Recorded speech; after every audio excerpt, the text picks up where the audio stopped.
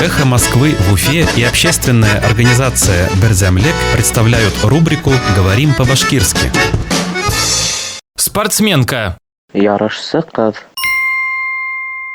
Спортсменка из Башкирии. Башкортостандың ярышсы кызы.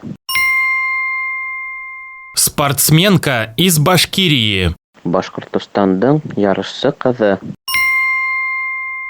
Спортсменка из Башкирии завоевала золото на Олимпиаде в Токио. Башкортостан кызы Токиоға барған Олимпиадала рапира бойынша ярышта алтын медаль яуланы.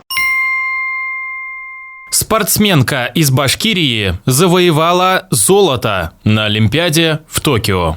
Башкортостан кызы Токиоға барған Олимпиадала рапира бойынша ярышта алтын медаль яуланы.